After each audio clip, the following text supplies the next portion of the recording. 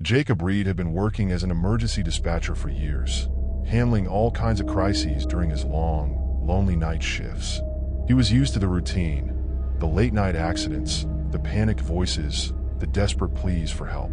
But nothing could have prepared him for what he would encounter on one stormy night in October. The rain was relentless, pounding against the windows of the small, dimly lit dispatch center. It was a quiet night, unusually so, and Jacob found himself dozing off at his desk, lulled by the monotonous hum of the equipment. Suddenly, the phone rang, jolting him awake. He quickly grabbed his headset and answered, his voice steady and professional.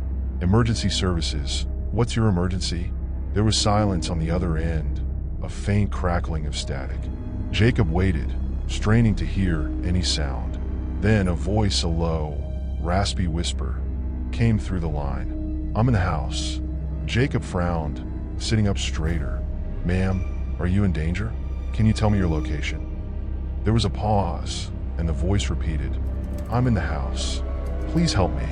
The voice was soft but filled with dread, sending a chill down Jacob's spine. He quickly checked the caller ID, but the number was blocked. His training kicked in as he tried to gather more information.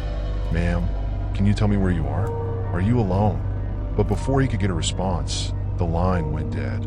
Jacob stared at his monitor, his fingers hovering over the keyboard. Something about the call felt off, but he couldn't shake the feeling that it was real. Someone was out there, terrified and in need of help. He ran a trace on the call, but it came up empty. Minutes passed, and Jacob's unease grew. He tried to focus on his work, but the memory of the whisper haunted him. Then, the phone rang again. Jacob snatched it up immediately. "Emergency services. What's your emergency?" This time, the voice was clearer, more desperate.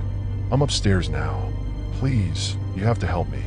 Jacob's heart pounded in his chest. "Ma'am, listen to me carefully. I need you to stay calm. Are you alone in the house?" There was no response, just heavy breathing, as if the caller was too frightened to speak. Then, the voice, trembling and barely audible, said, "He's coming." The line went dead again. Jacob's mind raced. He contacted the local police department, explaining the situation and giving them all the information he had. But without a traceable location, there wasn't much they could do. Jacob felt helpless, a rare and unnerving sensation for someone used to handling emergencies. As the night wore on, Jacob found himself staring at the phone, dreading the moment it might ring again. Hours passed in silence, and just when he started to think it was over, the phone rang one last time. Jacob hesitated, his hand trembling as he reached for the receiver. He answered, his voice barely above a whisper. "Emergency services." The voice on the other end was a soft, cold whisper. "I'm in your house." Jacob's blood ran cold. He looked around the empty dispatch center, his eyes darting to the shadows in the corners of the room.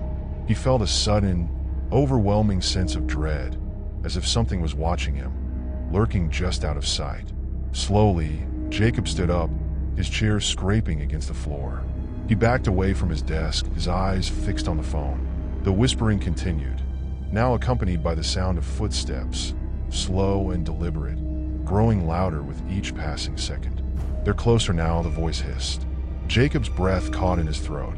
He turned to the door, ready to bolt, but before he could move, the lights in the dispatch center flickered and went out, plunging the room into darkness. The only sound was the whisper, echoing in his ears. "I'm here." The phone slipped from Jacob's grasp as he stumbled toward the door. But just as he reached for the handle, the door swung open on its own, revealing a dark, empty hallway.